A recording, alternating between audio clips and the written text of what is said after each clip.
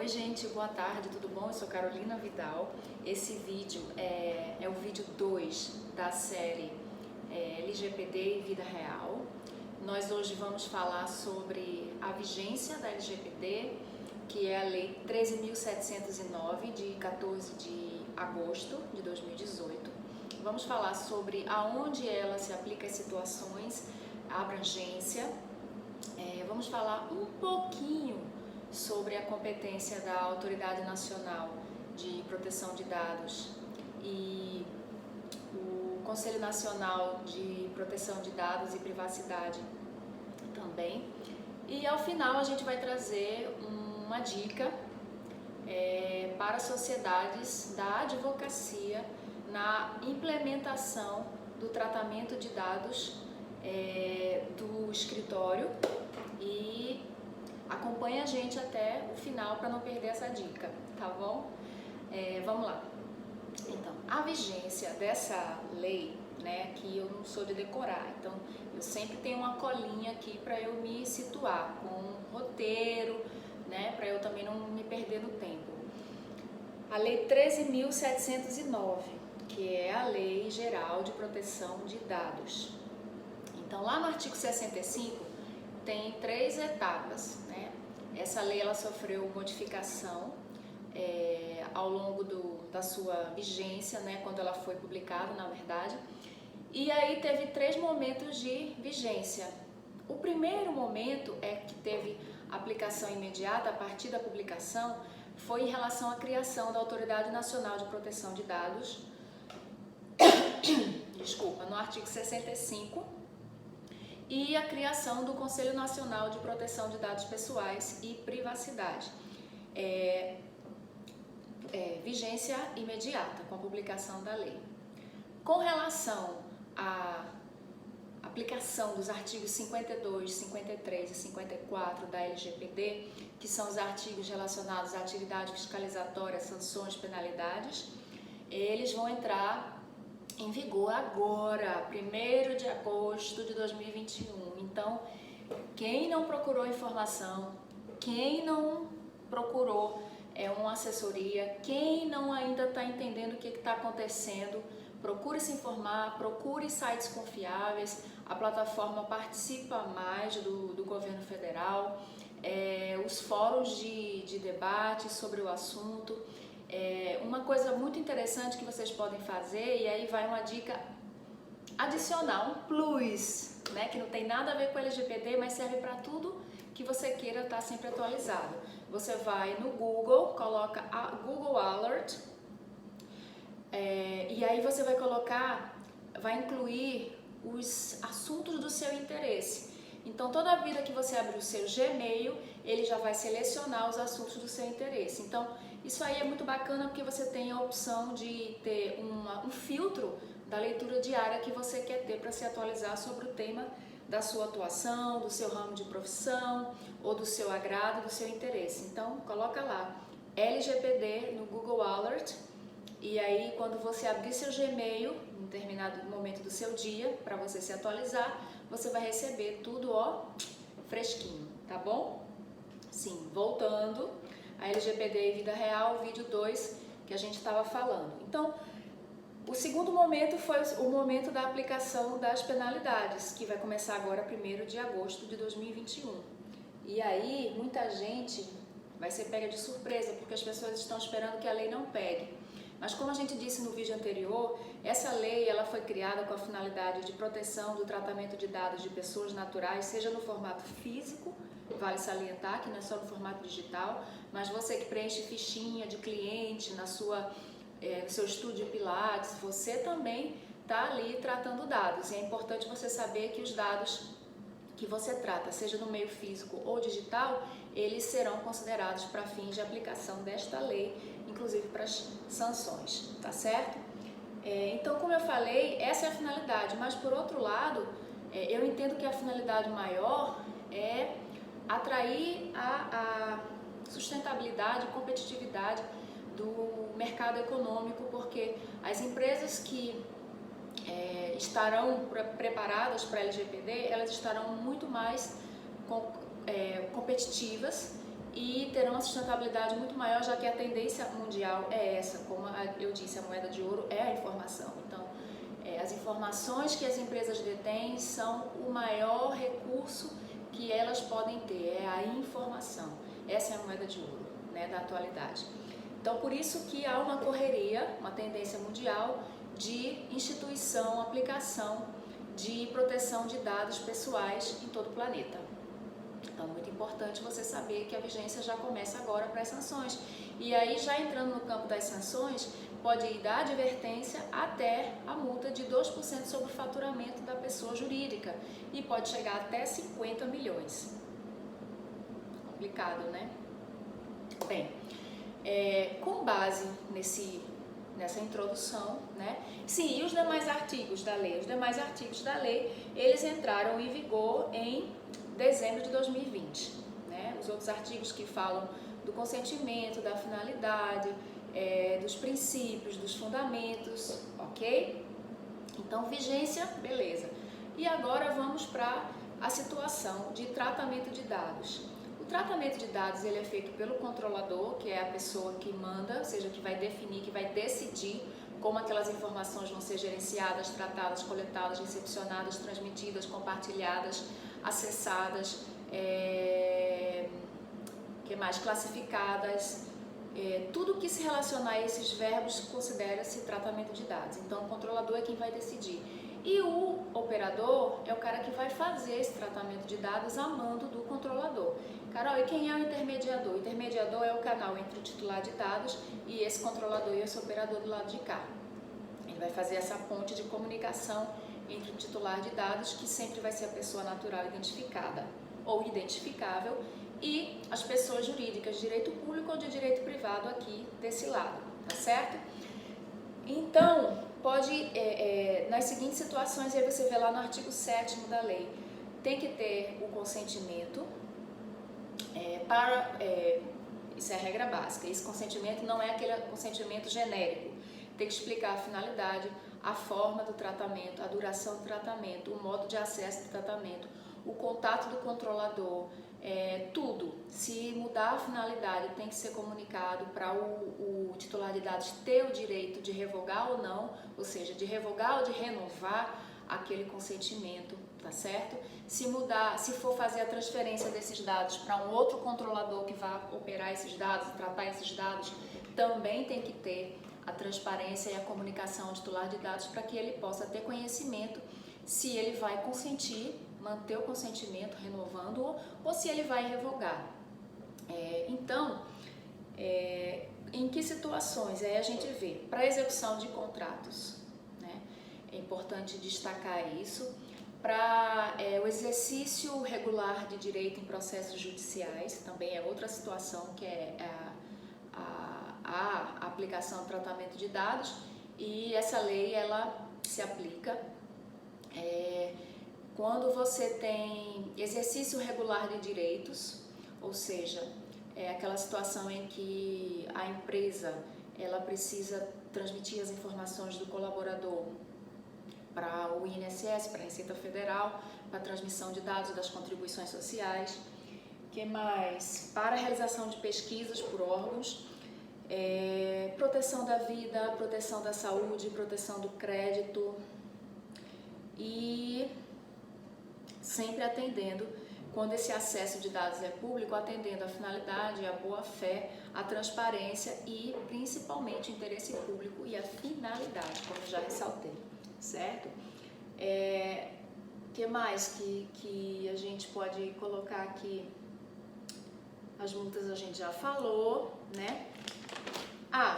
Autoridade Nacional de Proteção de Dados e o Conselho Nacional de Proteção de Dados Pessoais e da Privacidade. É importante a gente falar que tem o decreto 10474, ele é de 26/8/2020, que aprovou a estrutura da Autoridade Nacional de Proteção de Dados, e a portaria 01, número 01, de 8 de março de 2021, que estabeleceu o regimento interno da Autoridade Nacional de Proteção de Dados. É importante dar uma olhadinha nisso aí.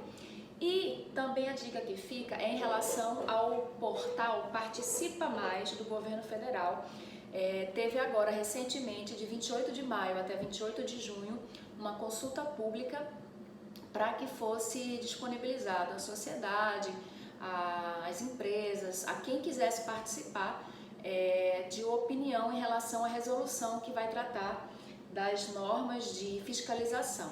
Então, a Autoridade Nacional de Proteção de Dados, ela tem quais competências? São muitas as competências, tem o regimento interno, tem tudo isso, mas a gente vai detalhar de forma mais simples e sintetizada quais seriam: estabelecer as normas, os procedimentos, as orientações, o modo do processo administrativo, que ele vai ter várias etapas, a etapa de advertência, a etapa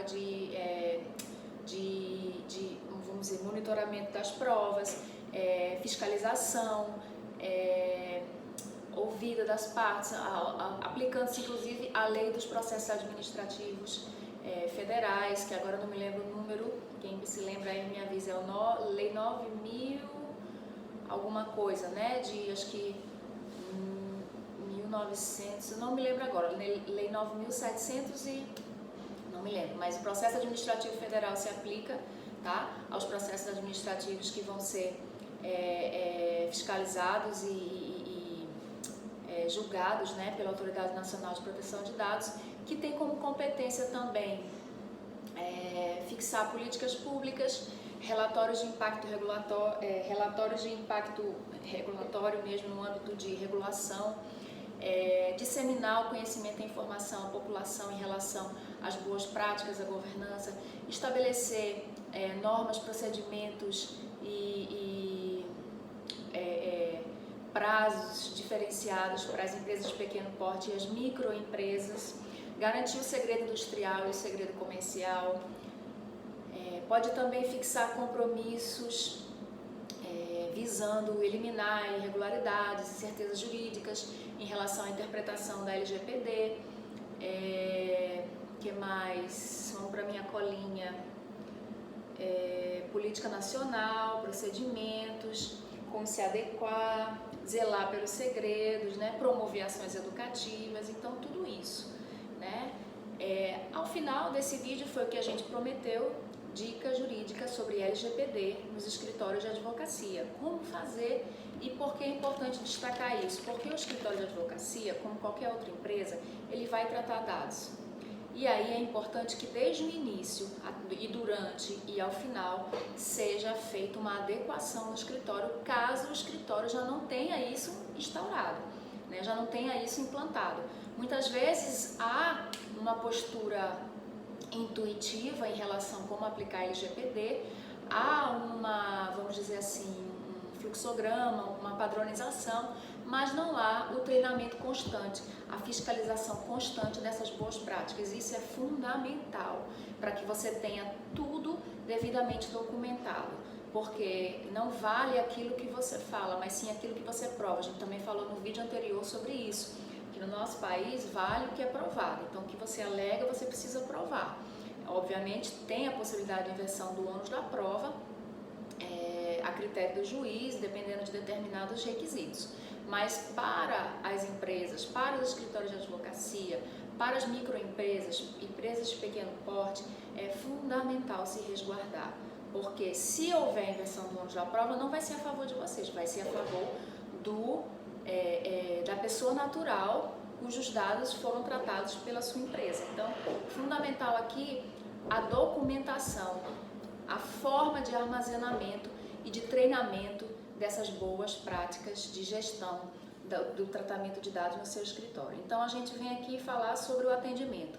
Como é que é o seu atendimento? Então, primeira coisa, esse atendimento ele precisa ser documentado. Então, como é que a gente faz aqui no escritório e a gente pode dar essa dica para vocês? Existe uma ficha de atendimento que ela tem uma parte específica em relação à recepção, como é feita a recepção, através do consentimento específico, que vem com a assinatura, leitura e verificação de todo o conteúdo dessa ficha de atendimento.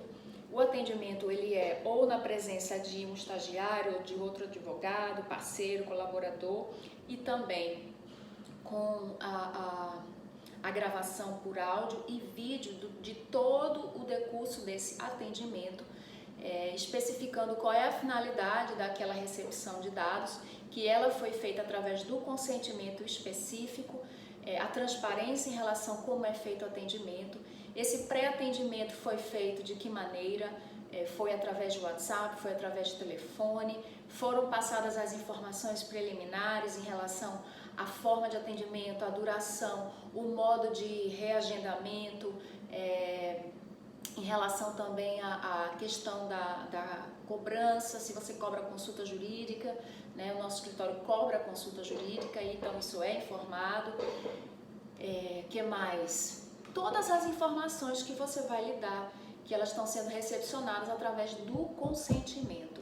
E aí a gravação por áudio, por vídeo, ou só por áudio, ou só por vídeo, e também, se não houver essa possibilidade, que você possa ter junto contigo uma pessoa da sua confiança dentro do seu escritório, uma secretária, um estagiário, um advogado, para presenciar o que ocorreu naquele ambiente. Isso é fundamental, né? Para que você esteja documentado em relação ao seu atendimento. Já vi colegas terem problema com isso no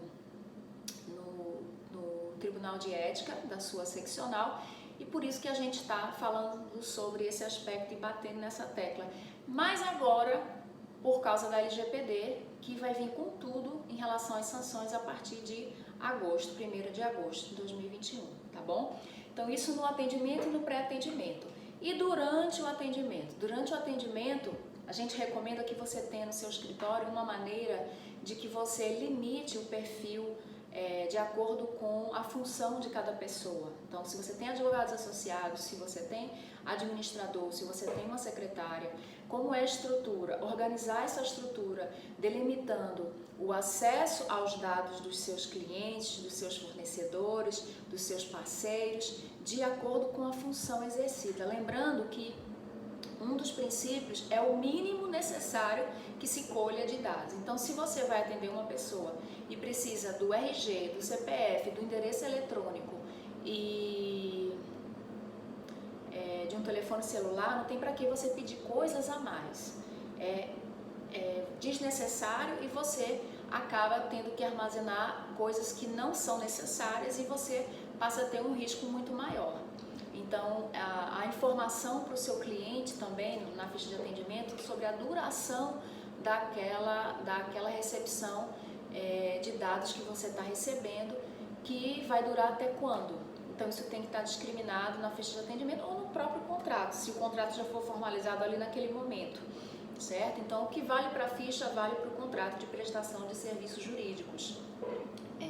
Na questão de acesso aos dados, um software é muito importante. Existem softwares de todo preço, de toda qualidade, e o mais importante é que você tenha pessoas da sua confiança fazendo o serviço de auxílio na parte de TI, né? Jurídico sem TI, hoje em dia, fica inviável. Então, é importante você ter consciência de que você precisa ter um conhecimento básico, né, em tecnologia da informação, e ter pessoas que agreguem valor a esse seu conhecimento, fazendo com que você tenha condições de delegar essa parte técnica sem você ficar apreensivo se aquilo ali está devidamente seguro ou não. Não existe segurança 100%, mas é possível se atenuar os riscos de maneira significativa através de parcerias ou contratos mesmo com pessoas que atuam na área da tecnologia da informação. Hoje não tem como fugir disso, ok? Então, essa é a dica jurídica da sexta de hoje. Hoje, dia 2 de julho, desejamos a todos um excelente final de semana. O vídeo é longo porque o assunto demanda muita conversa e o nosso propósito aqui é disseminar conhecimento, trazer elucidação para as pessoas, clarear as questões confusas e principalmente trazer essa lei para o dia a dia, para a vida real, para que a gente possa fazer um link imediato e compreender de uma maneira mais adequada como é que isso vai funcionar e como é que já está funcionando, né? Então, um beijo para vocês, bom final de semana, fiquem com Deus e próxima sexta-feira, vídeo 3, a gente vai trazer dicas para os empresários, né? As empresas, pessoas jurídicas de direito privado, tá bom? Beijo, tchau, bom final de semana.